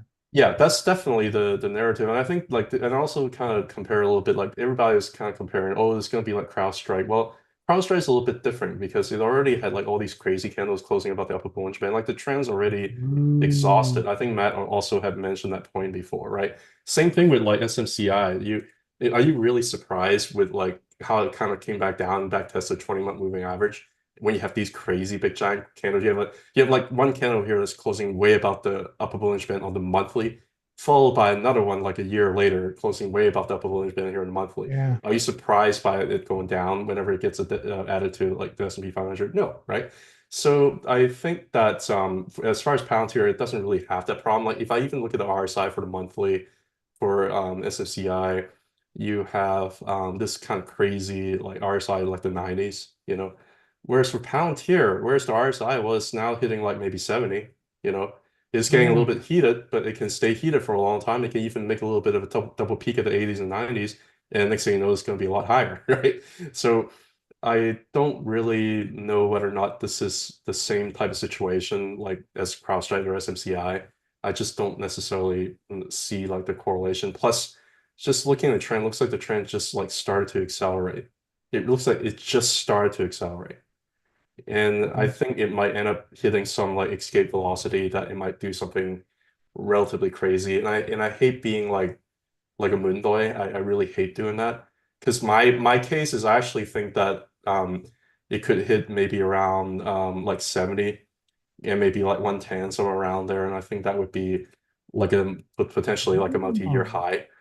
But then I was comparing last night to like from Palantir to like Bitcoin during this big giant bull cycle from like 2015 all the way to like 2018. And I was just kind of seeing like, hey, it's kind of doing like this escape velocity thing. It just looks like it just wants to keep going higher. And the parabolic bull trend might have just gotten started. Can it go potentially go to like the triple digits within like the next, year and a half, 2 years? I can see that. And it could be like a little bit of blow off top and it can end up having like sideways correction for like years. I can totally see that being the case too. Right now, the market cap for Palantir is only like maybe 77 billion, which is not small, but it's also not high. And market cap, I know like Matt thinks that market cap doesn't matter anyway. Yeah, so in terms of like you follow trend, follow charts, right? So I don't know. It just looks like it might be hitting some escape velocity. It just wants to ride up along the upper Bollinger Band and kind of keep going up in a little bit of a parabolic bull trend, and then you might probably end up getting punished for it later. So I'm gonna look for any potential signs. So, for example, if you're gonna look at like what Bitcoin did was during the initial uptrend. During the initial uptrend, you have a little bit of Bollinger Band, contraction, and then eventually like a little bit of contraction here. It eventually expands right during the later phase. And I think whenever it gets up to like the parabolic top right there, that's when the trend, like that's when the Bollinger Band starts to contract, right? So if you can look at like maybe if it ends up going up crazy, and I don't know if it's going to do that or not, but if it ends up going up crazy, then you can end up looking at maybe Bollinger Band would end up expanding, right? Because that means the volatility is increasing, right? So Bollinger Band will end up expanding, and if it ends up expanding, it ends up going all the way down to the bottom to the negatives again. And whenever it starts to get a little bit exhausted, maybe make a little bit of like a little tiny bit of contraction, I think that might be the time where one should get worried about Palantir and maybe consider exiting the position. No matter how good the narrative is going to be at that time. That's kind of what I'm seeing here for Palantir.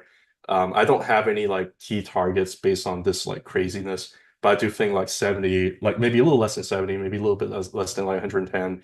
Those are, to me, I think those might be like multi-year high. I don't know when it's going to get there. Looking at the way that it's looking right now and comparing to like some pretty parabolic things that happened in the past, it could get there faster than we think, and we might end up correcting sideways for longer than we think. That's kind of what I'm thinking about Palantir, because the things don't go up in a straight line. They probably like Matt's saying, they don't want retail to buy lower, so they're probably just gonna end up pushing the thing up.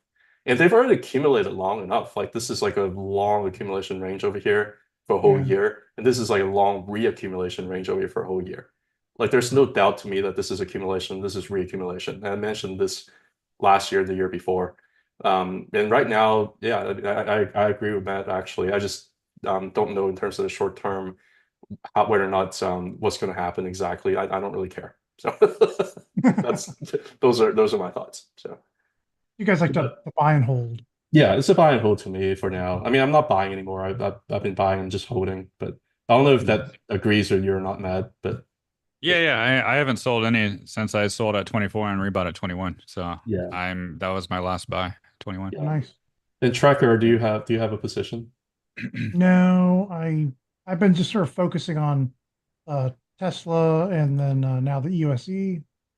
Trying to like Yeah, not to juggle too many balls at once because I'm trading a lot, right? So if yeah, I have too many positions, then it's just like too many things to keep having to keep track of, and yeah. it gets a little crazy. But maybe I'll look for an opportunity or somewhere and stake out a claim. Problem is, I always go back to the piggy bank if I get into trouble, or if I see an opportunity that just looks really good and I feel like the opportunity is gonna make more money than the longer hold position. Sell that longer hold position. It's like, yeah, it looks pretty. That's enough profit. I'll just grab it and throw it into the new thing. And Yeah. it's like I switch lanes at the grocery store a lot. You don't have to be in everything. I mean, like there are a lot of ways to make money in the market. There are a lot of stocks that are I bullish. I mean, I like could make all the money just on one stock if I wanted yeah, to. I've been trying to do it with Tesla, yeah, and but yeah, I've been finding other things, picking up shiny pebbles along the way. I yeah. still really like this BFRG stock, even though it's not doing anything yet. It had a couple catalysts here and there, but it keeps getting forgotten about and the volume drops off. Did you I end think up that's, interviewing the CEO? I think you're, yes, I'm going to be yeah, interviewing the CEO, Vin Singh of Bullfrog, uh, September 19th. I'll start, nice. Thursday, December 19th. Nice. Yeah, if you post it, I'll repost it. Just let Yeah, us know. Yeah. I'll start posting it soon. Yeah. Um, Somebody mentioned yeah, about ASTS, this like AST Space Mobile company. I think that no matter how bullish the narrative is now, like it's already made more than a 10x. And don't get me wrong, you can keep making another 4x after that, but I think the trend is really starting to get exhausted. You can see like and like even a couple weeks ago, I think I did a live stream on my own channel. I was like looking at like you basically have 4 months way outside upper Bollinger Band. I was really like very cautious about it. I was showing how like it relates to like how Bitcoin, if it even if it's Bitcoin, if it does that, start to get worried, right? So far this month is like way outside the upper Bollinger Band on the monthly. What's So the and bottom Bollinger Band look like? yeah, the bond bull in Japan is still all the way down. It's still where It's it's still all the way curving. down, but it's starting to Oh, kind of, starting to kind of curl here a little bit, right? So all it takes is just one candle, and next thing you know, it'll be like up here, right? So it's hard to say for sure. There might be some bullish continuation, but I worry when I see something like this. I worry it might end up going sideways for longer than people would think, no matter how bullish like the narratives might be, because a lot of things might have already been priced in. And you also get a little bit of like a tweezer top thing looking here on the monthly, so that gets me yeah. a little bit worried. I would minimally probably expect it to touch the Bollinger Band, and if it ends up closing a month above the upper Bollinger Band, I would be like more worried about moving forward.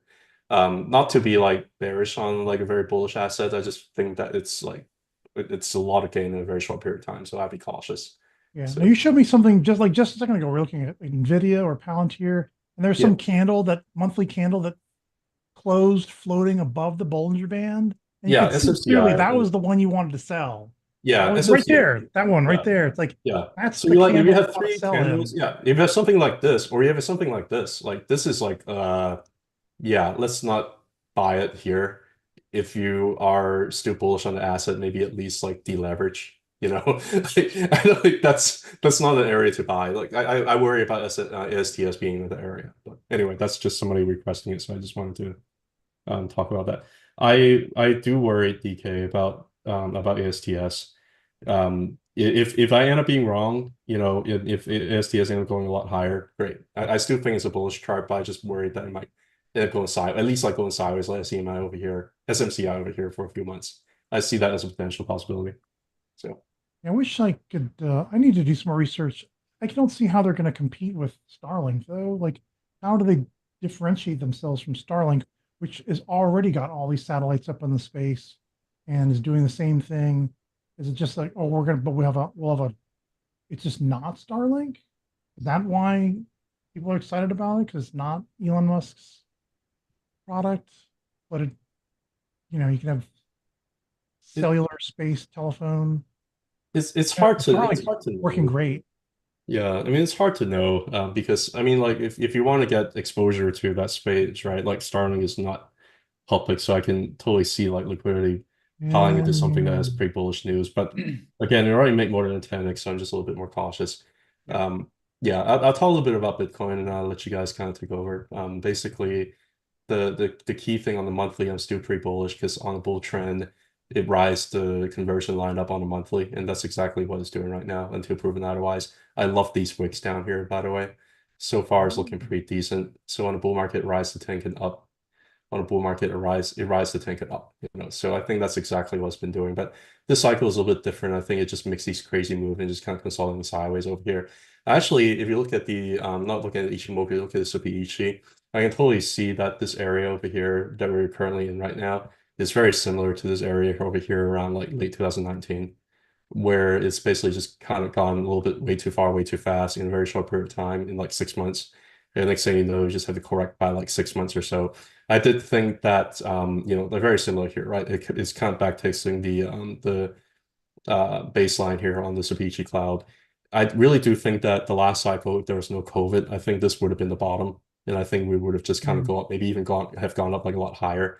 It would not have a truncated fifth wave over here. I think it would have, been like a little bit higher if we didn't have like COVID, the money printing, the inflation, all Yeah, junk. I saw you say that, and then that would just be a higher low, Yeah, like that exactly. 73,000. Yeah, that's. I never thought about that until you said. I'm like, Yeah. interesting. So I think this is like a very similar area over here based on like how it just kind of went too fast and came back test the Ceviche Kijun with a baseline. That's exactly what it's doing right now, right? So I do think that there's a good chance is unless if there is a black swan event, which basically means that it's a bearish event that you cannot anticipate, so don't anticipate it, right? Well, we just had it. But there it Right. is, August 5th. You can see it right there. Yeah, like there's a wick down. I mean, Yeah. that's the And worst. now the Nikki's up 3% right now. So go figure, huh? Oh, me, Kevin. Anyway, so yeah, so I think that there is something to be said about. I think we are at some pretty interesting area compared to previous cycle, and the super trend is still positive, right? So there's really, to me, there's still most likely going to be some bullish continuation. And Matt and I, like we've been showing the weekly Ichimoku cloud, like Matt was talking for a very long time how Bitcoin's probably going to go sideways until it hit the Ichimoku cloud. What it hit, like it hit it perfectly last week. And so far, we are bouncing pretty decent. I mean, granted, the week is still early, but right now it's got a little bit of like an engulfing kind of look to it. Still underneath resistance, may need a little bit of assistance for the cloud to kind of bounce a little bit higher. But so far, it's looking pretty good. I mean, I don't, it's kind of hitting the support where it needs to hit. The other couple of things too, I was looking at like the exponential 50, the EMA. It's been pretty important, like resistance and support for Bitcoin. If you look at like the previous cycle here too, support, resistance, flip support, dipped down a little bit, reclaimed it, went up crazy, right? Right now we're kind of right at support, right? Same thing too, if you're looking at the SMA, you basically have like a confluence of SMA and EMA support right there on the 50. And if you look at the SMA, that's also a very, very important, like, support zone over here before it rolled over. When it rolled over, it was like almost like a perfect resistance. Came back down, rejected, pushed through, almost tested a support over here, but didn't quite do that. And right now we're just been kind of making a couple of touches over here and it's still positive sloping. So I'm still seeing some, pretty bullish thing for Bitcoin. Like a lot of people are thinking it might go back down to like the 40s, 40K, things like that. Yeah, anything's possible. I'm just gonna say anything's possible, but I am just not really necessarily seeing that as my primary case. Looking at the Wait, put that moving average back on. yeah, yeah. I mean, Like, don't, I'm just not seeing that going down further is going to be like the primary case, just because like 50 has been holding incredibly well, even in go like previous cycles. Like you can see, like 50 has been pretty important. You know, July of 2021. July of 2021. What happened in July of 2021? Let's see. Price kind of went sideways and it touched the moving average July and of then it 2021. took off. Yeah, it basically just kind of back tested it, right? And then it makes sense. Like this is how you're thinking about alien wave, right? Alien wave one breaks Oh above the yeah, moving there's a wave average. start. Right. Yeah, that's a wave start, right? Like basically like wave one over here, right? Breaks above the moving average. And you might come back to back test the moving average. And I do think that without COVID, this average would have held, you know. Yeah. Without COVID, I think this would have been up, right? But it ended up having a black swan event, so it broke down underneath of that, and then eventually just gravity up back towards that because it's just a crazy, one-time, one-off event. But I do think that 50 was supposed to be holding. And then that's wave one, wave two back test, and then wave three, like this big parabolic thing. Wave four came back and back tested, but the trend started to get exhausted, right? And then wave five, this is a little bit truncated, wave five going up. And that trend is so exhausted when it came back down, like this is how a wave works, basically. It's like it's hugging a moving average as far as I'm concerned. So on like a cycle. So that's kind of what's happening last cycle. This cycle, I think like this is wave. A lot of people think that this is wave three over here. I'm not sure if I would like necessarily agree with that. Because you're also saying how this like there could be like a you think like it's like one, two, like three, four, but next thing you know, this whole thing could be like a wave one, right? So The I whole thing could just be three. Yeah. yeah. So I don't know like how you would necessarily do the counts here, but basically it hasn't even back tested the 50 after it broke through until I was now. thinking about that when I called out June 2021. I think where it goes sideways into the moving average, kind of looks like what it's doing right now. I mean, It does look a little bit like that. So if you're looking at that, then you can potentially call this being wave three, and then you're just basically going for wave five. A lot of people are saying that it might hit like a little bit to like 100,000. That would be it. A lot of people are basically saying that.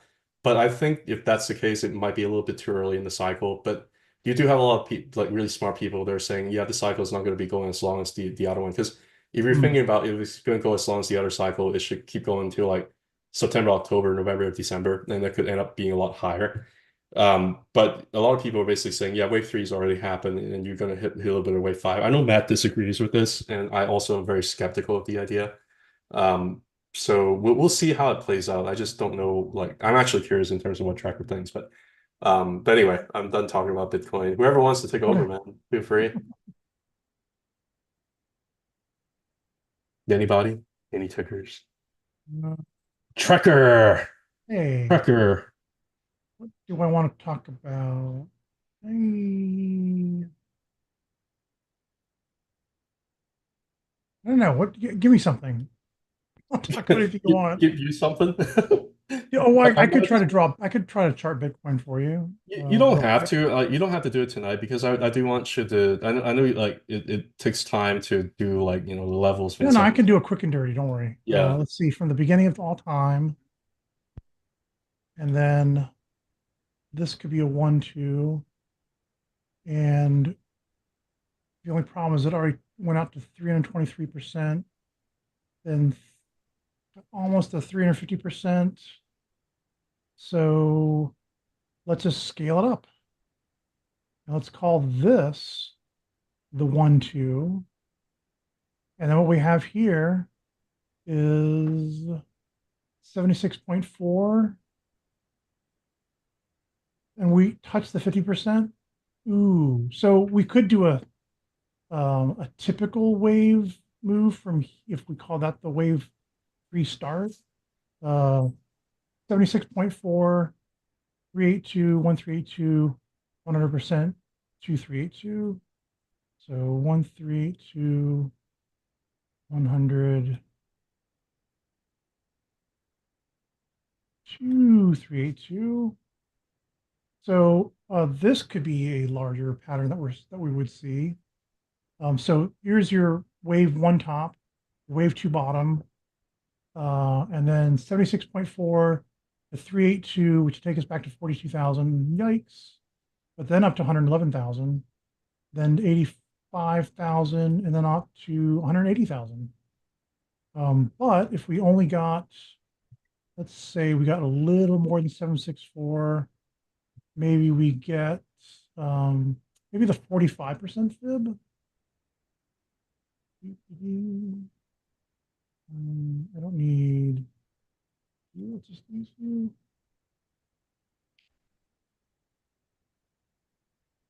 What if it does a little bit more? So it's like a 80, 45. So we almost, that 50% Almost might kind of be look good like it enough. already did that, like it got close to Yeah, 50. we got that 50%. Yeah. But what if it's 50% and then it goes 100%? Yeah. That's kind of what I'm wondering if And then yeah. so it could do 764, 50, 100. The only problem is it doesn't have a fib to come back to, so maybe it has to go to 123.6, then the 100%, and then the 200%. Whoops, oh, I moved that. Here's my quick and dirty Bitcoin 5 waves ending. Oops, I'm gonna grab this 1 point at 154,000 before it gets ABC retrace. I think you meant 175,000. I'm just that's what Matt's scan is showing at. So Oh, it might really? yeah. Yeah, $175 would you're be mistaken there, Tracker. Get it right now. 175 would be there. Well, let me think about this. Then, I can pull things all around all day long. Yeah. Uh, No, I do want to. Yeah, I think that's now that this so far this makes the most sense. yeah. From Thank back you there for doing to it quick and there. dirty. I'm very interested in your Yeah, Bitcoin concepts. 50%. Yeah. Usually 50% would go to 100%. Ooh, but what if it did one? What if it did uh what it did here, like 80%, 50 to 150 to 100 to 250? That's 188,000. Maybe it does that. Maybe we get that. Yeah. There's all these different pinball waves. My favorite one, of course, you see me do it a million times, is 764, 382, 1382, 100, 2382. But there are other flavors where it goes like 61.8, 236, 1236, 764, 2236. Anyway, but no, this would work. What is Yeah. this? Now I really want to see what this fib level is, and then I'll relinquish. What about Thanks for doing this a quick and dirty tracker. I I appreciate know, I know. I just get all excited when I see stuff. Mhm. it. I like this. So Somebody it's more than 80. innuendos. Because I think it's I know 80. tracker strives for perfection. That's I don't. yeah. What do you want to talk about? Like, I'm almost done. I Oh, have it's two interesting. 84%. It's exactly 84%. Yeah. Yeah. Nice.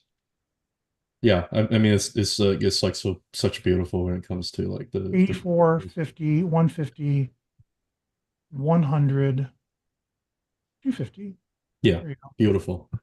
I have two interesting charts that prove that, not really prove, but in my perspective, Proof. are showing that Proof. things are just getting started. And I've never shown my Russell 2000 chart. I've only shown the IWM chart. Oh, you haven't. So no, I I would never love to have. see all your charts. I Yeah. can sit here and then look at all your charts all day Yeah, long. that'll I be could listen to him talk all $5. day. $5, sir. Gotta get some super chats to view these charts. That's right. All right, I'll pay up. No, I won't. Yeah, Well, I'll show the SPY one first, and Okay. we'll see. We'll see. Let's share my screen. Yeah. yeah. And I think we'll probably let you end the show, Matt. Like go for whatever it is that you want to show. The only request I think we have so far is XBI, Yeah, I which we see haven't that. gotten to. So Yeah. yeah, No, the rest of the show is yours, man.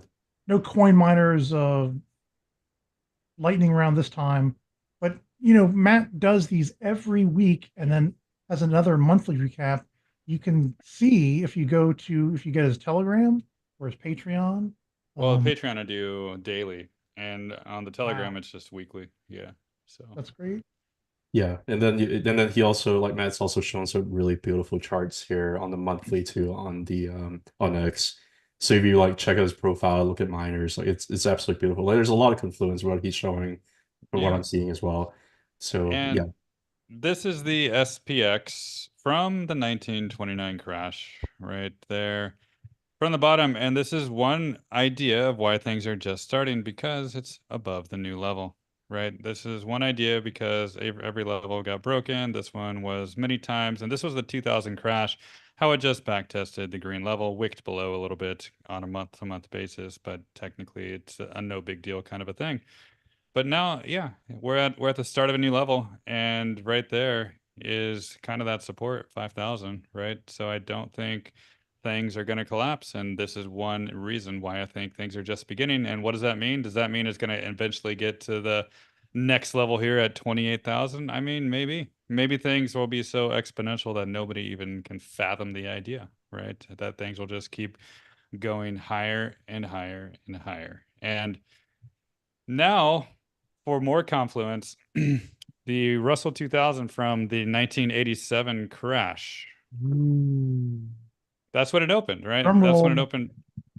That's when basically a few months before that, the Russell 2000 was introduced. And then it like, hello, market, welcome. that's how Probably, that's how it always works, right? yeah. I bet you everybody that bought up here, like, oh, this is a scam. You know? But look at this angle. Then it just wrote it up like so perfectly for a long time. Then it broke. Then the next level was support. And then the blue level here was a very important resistance and support zone. Then it confirmed it. And now that leads us to today where this angle finally was broken as a support. But look where we are. We're on the top of a new level again, right? And it's been holding month after month after month. And again, these are log scale charts too. So Yeah. and monthly charts. So they take longer to play out. And also to get to the next levels up top, they take longer to play out as well.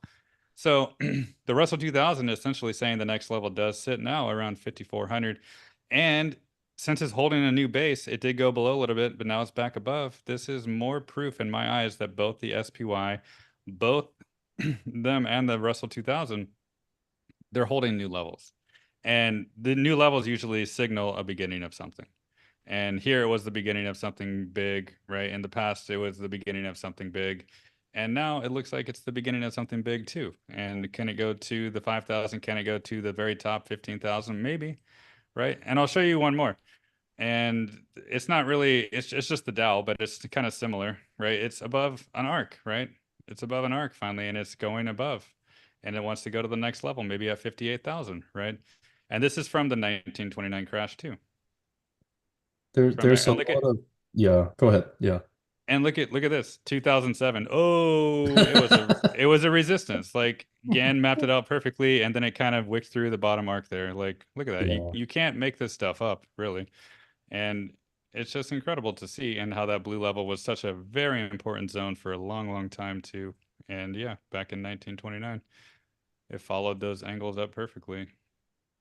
It's just Beautiful. pre-programmed, guys. So like, and Amazing. maybe the Dow Jones ends at 58,000 and then it doesn't exist anymore. 'Cause Like there's like totally like, and it doesn't, it's just Falls that's off it. the map. it There's just no more Dow. self-destructs.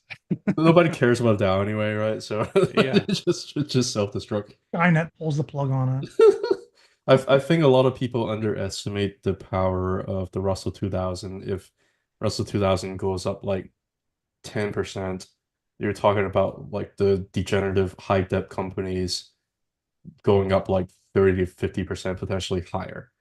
Yeah. I think a lot of people underestimate, like if we're talking about this as the beginning of something big, you're really talking about like the ARK fund stocks that everybody's been just looking down on.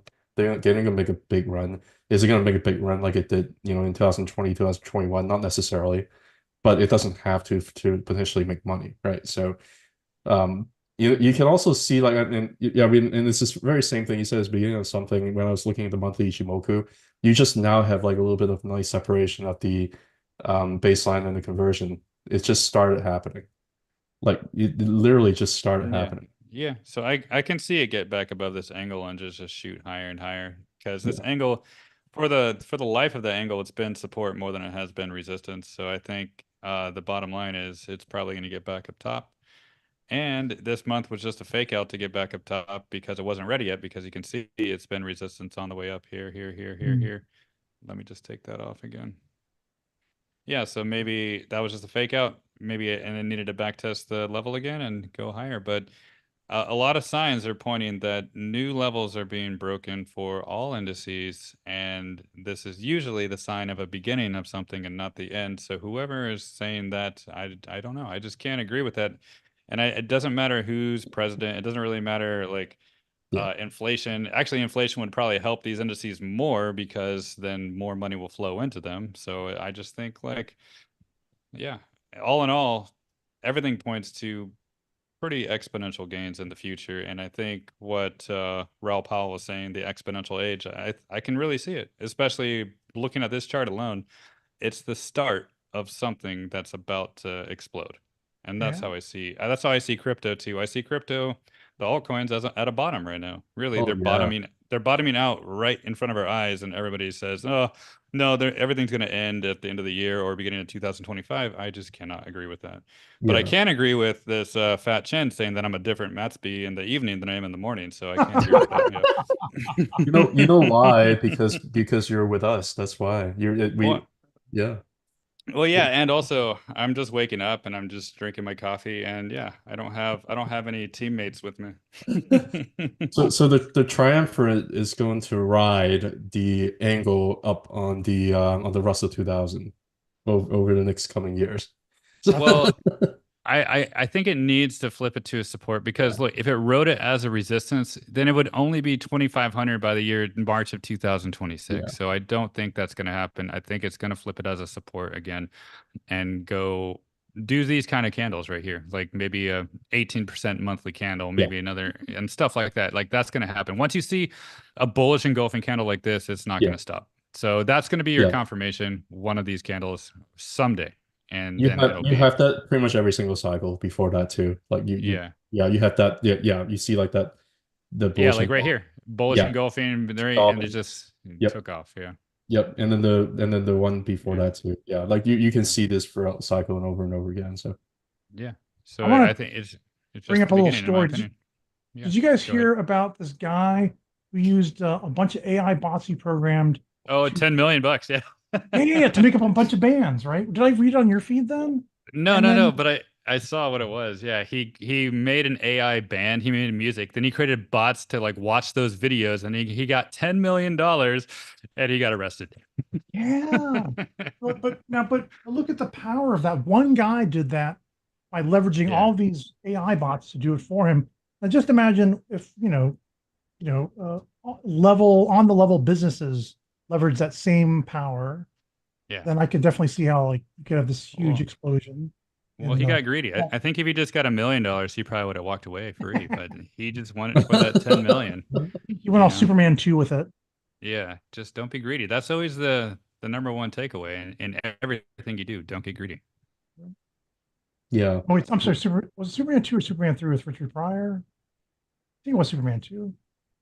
Richard 3,000. Pryor, he comes up with that idea to steal all the half pennies from every transaction, or the bank just rounds it up or rounds it down. He collects all the half pennies, and it's like hundreds of millions of dollars. And he uses to create a giant robot to destroy Superman. It's silly. It's one of the silliest movies I've ever seen. It's actually worse than like the Zack Sitner's movies. It's pretty anyway. Yeah. You guys want to do XBI as the request? Yeah. Oh, I see. Yeah, Meet Kevin flipped bullish again. Yeah, I saw that. Yeah. Like literally 6 hours apart, there was a bearish video and then a bullish. There's no You can't like make this up. pointless. Like that's why I'm thinking. Like I agree with Matt. It's gonna be really really tough to convince the masses, and I think we try to do that, but it's very very tough to convince the masses that We can't do it with 36 people watching though. the fundamentals. Well, I take that back. Like fundamentals do matter.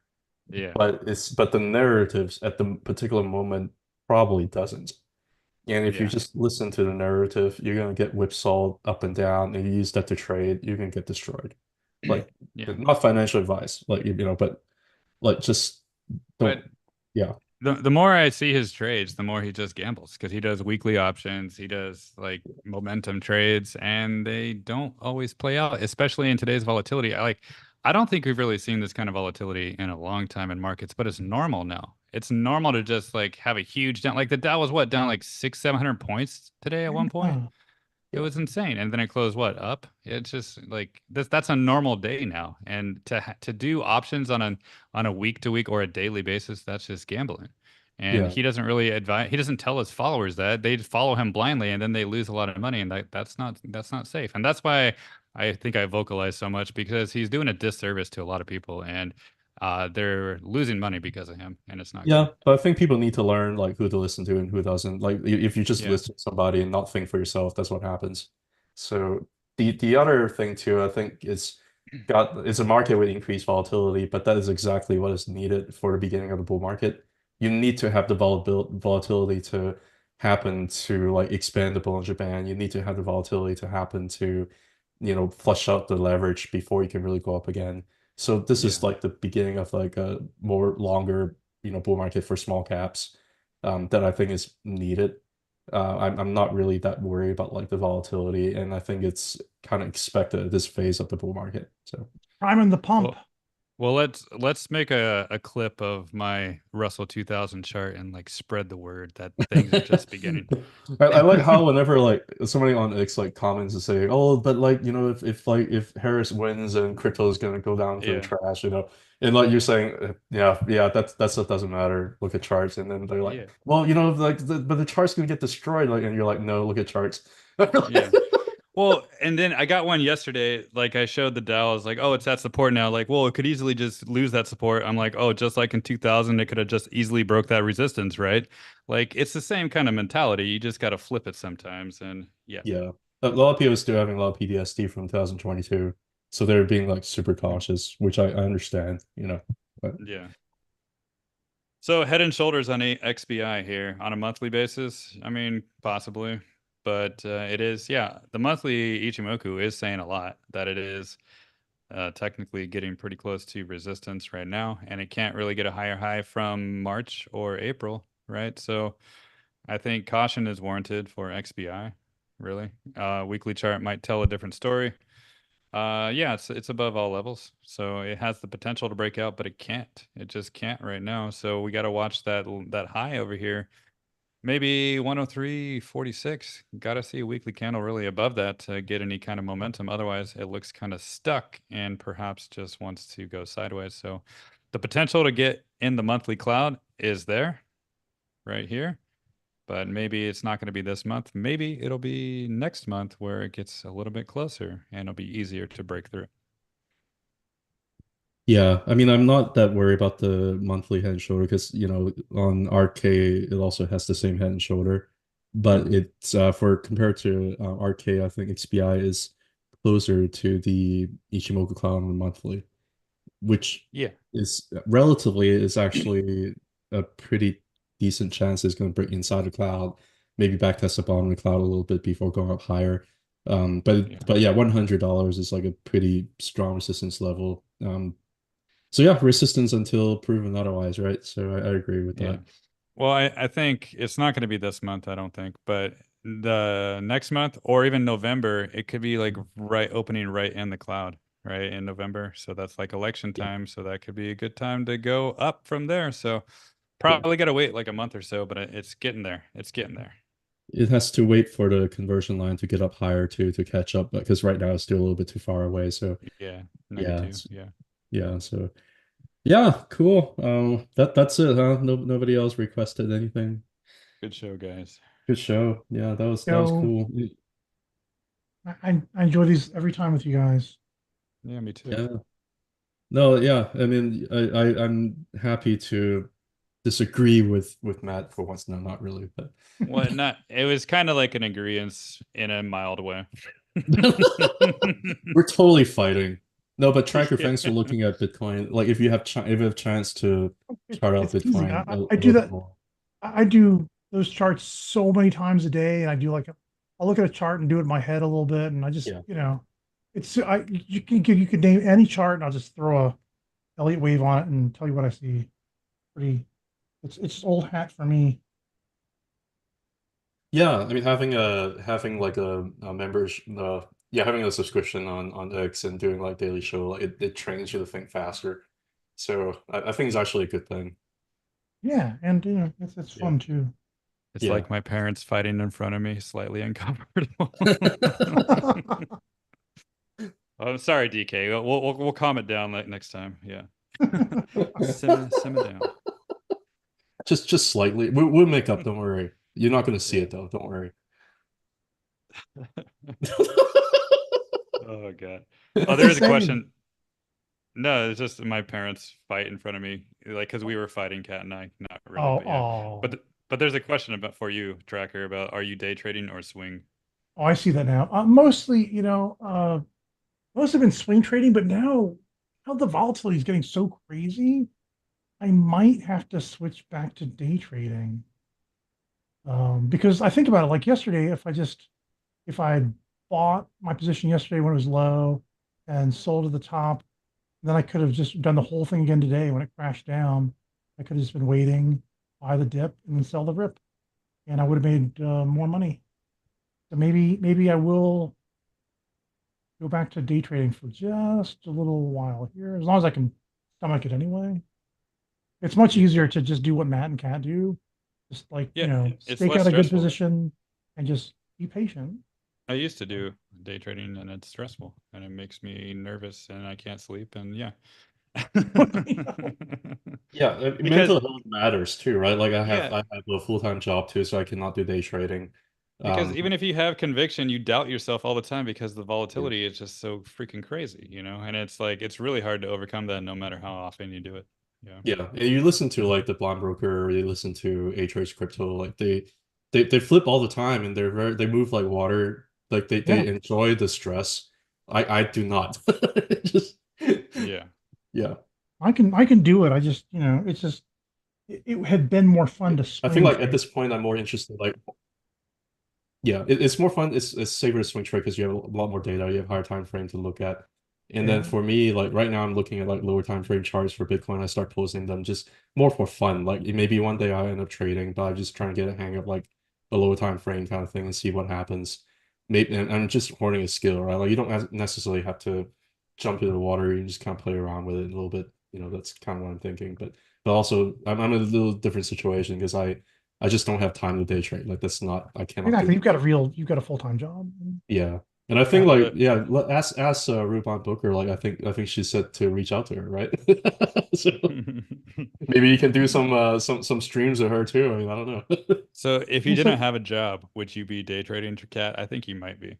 I might be like dabbling a little bit more for yeah, more to like horn the skills, not necessarily trying to make money. But Yeah, right. You'd be meet Kevin style. 1 day options. Go.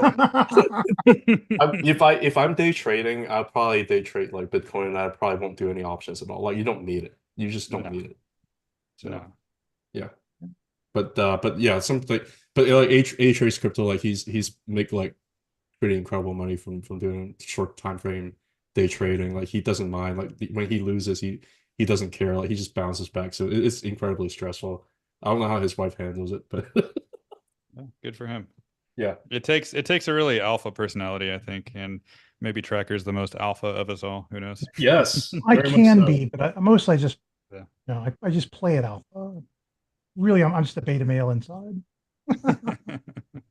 Well, yeah, I'm neutered, so I'm the most beta here. Oh, DK Good asks times. same day next week. I think we'll be doing it Tuesday next week, right? Yeah, Definitely, just yeah, we can stick with Tuesday because I think Wednesday might be a little bit tricky for you. And we Yeah, we I got Tuesdays. So. Yeah, let's do it again. cool. I'm Always getting, enjoyable, always lovely to speak with you guys. yeah. yep, I'll see you absolutely. guys next week. Yeah, we'll do. Yeah. I'll see you tomorrow, Matt. I'll be Oh watching your yes. show with Heck all yeah, my do it. followers. Woohoo. All right, guys. Yeah, Have you a good guys one. do your thing. You guys do your Voyager thing, whatever you guys do. All right, take care, guys. Right. Bye bye. Night night. Bye.